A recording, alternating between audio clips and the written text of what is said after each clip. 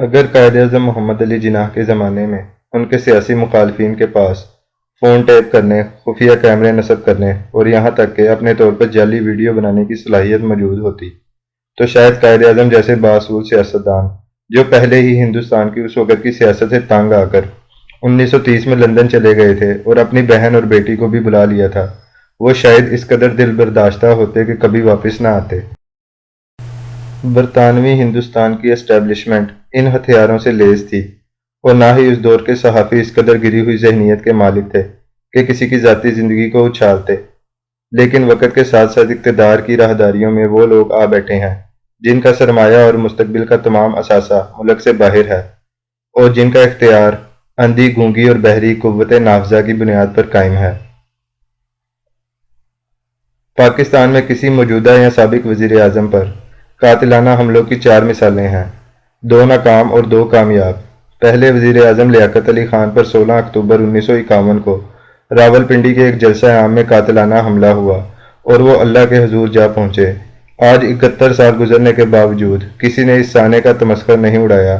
اس دور میں کانگریس کے ساتھ سیاسی وابستگیوں کا ماضی رکھنے والے بے شمار سیاستدان موجود تھے، لیکن کسی ایک نے بھی اس سانحے کو بدترین سیاسی دشمنی کی نظر نہیں کیا۔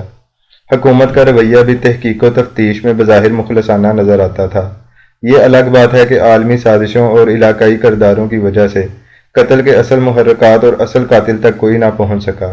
دوسرا قاتلانہ حملہ ایک سابق وزیر اعظم بے نظیر بھٹو پر 18 اکتوبر 2007 کو کراچی میں کارساز کے مقام پر ہوا، جو ناکام رہا۔ تقریباً 180 لوگ مارے گئے اور 500 کے قریب زخمی ہوئے۔ پورے ملک میں سناٹا طاری ہو گیا۔ ہر کسی کی زبان پر ہمدردی اور زندہ بچ نکلنے پر اللہ کے لیے تشکر کے الفاظ تھے۔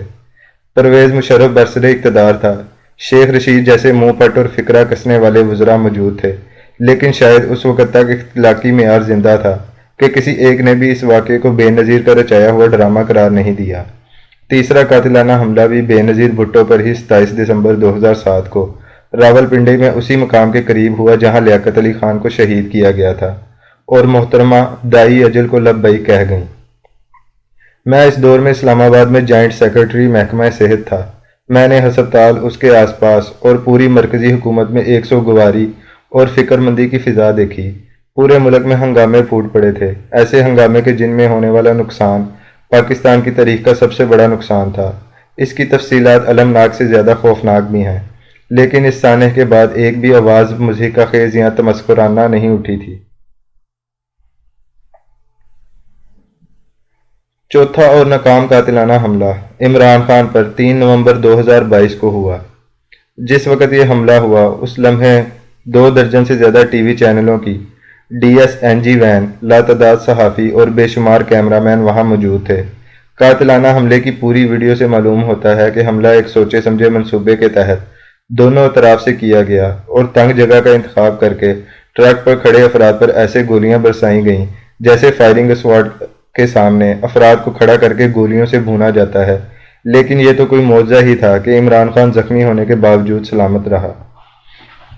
اس واقعے کے بعد حکومتی رویے، اسٹیبلشمنٹ کی خصوصی دلچسپی اور میڈیا کی چال بازیوں نے مل کر ایک ایسا ماحول بنایا ہے جیسے یہ سب اپنی کسی دبی ہوئی خواہش کے پورا نہ ہونے پر غمزدہ ہو گئے ہوں۔ اس المناک ساحنے کو ایک ڈرامہ تک کہا گیا۔ بے بسی کا عالم یہ ہے کہ عمران خان مرضی کی FIR درج نہ کرا سکے۔ یہ وہی میڈیا تھا جس نے بے نظیر بھٹو کے مارک سیگل کو لکھے ہوئے اس خط پر مدتوں پروگرام کیے تھے، جس میں اس نے اپنے قتل کی ذمہ داری چودھری پرویز الہی، لیفٹیننٹ جنرل حمید گل اور بریگیڈیئر اعجاز شاہ پر ڈالی تھی۔ یہ الگ حقیقت ہے کہ ان تینوں سے بھی کسی قسم کی کوئی تفتیش نہیں کی گئی تھی، لیکن یہ سب میڈیا پر زیر بحث ضرور رہا۔ یوں تو گزشتہ 20 برسوں میں دہشت گردی کی عالمی جنگ میں حصہ لینے کی وجہ سے پاکستان میں ریاست کی پرتشدد کارروائیوں کی صلاحیت میں تقریباً ویسا ہی اضافہ ہوا ہے جیسا سرد جنگ کے دوران جنوبی امریکہ کے ممالک کی افواج نے امریکی تربیت کے تحت حاصل کیا تھا۔ امریکہ اپنے پڑوس میں کسی کمیونسٹ ریاست کو نہیں دیکھنا چاہتا تھا، اس لیے اس نے جنوبی امریکہ کے ممالک کی افواج کی تربیت کے لیے ایک اسکول آف امریکاز کھولا تھا۔ اس اسکول کا قیدیوں پر تشدد کر کے ان کے اذہان کو بدلنے والا مینول بہت مشہور تھا۔ پاکستان میں 11 ستمبر کے بعد سے ہر وہ شخص لائق تشدد تھا جس کی ہمدردی کے جذبات بھی امریکی مخالف قوتوں سے تھے۔ گزشتہ 20 برسوں میں پاکستان میں وہ تمام مناظر عام ہو گئے جن کی کبھی یہاں صرف خبریں پہنچا کرتی تھیں اور لوگ خوف سے کانپ اٹھتے تھے۔ لاپتہ افراد تو چلی، ہنڈراس اور نکاراگوا جیسے ملکوں میں ہوا کرتے تھے۔ صحافیوں کا قتل بھی انگولا، سسلی، کولمبیا، برازیل اور انڈونیشیا جیسے ممالک کا خاصہ تھا، لیکن اب یہ مناظر پاکستان میں بھی عام ہو گئے۔ لاپتہ افراد کی فہرست طویل ہوتی گئی۔ عالمی مجرموں کو پکڑ کر امریکہ کے حوالے کرنے کا فیشن جنوبی ویتنام، گریناڈا، کوریا، فلپائن اور دیگر ممالک میں تھا جہاں امریکہ نے جنگیں لڑی تھیں، لیکن جتنے ان ممالک نے لوگ پکڑے، ہم نے ان سب کے برابر پکڑ کر گوانتانامو بے روانہ کر دیے۔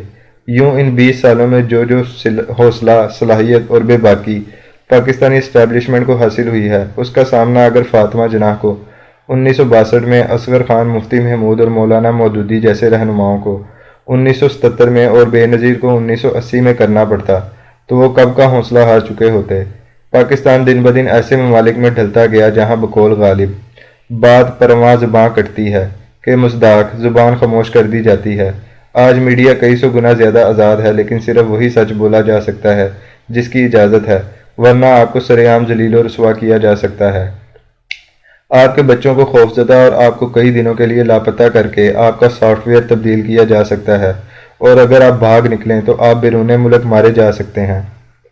ایسے حالات کبھی مولانا محمد علی جوہر، مولانا ظفر علی خان، حمید نظامی اور دیگر کو نہیں دیکھنے پڑے، ورنہ شاید وہ قلم جیب میں رکھتے اور سکون کی نیند سوئے رہتے۔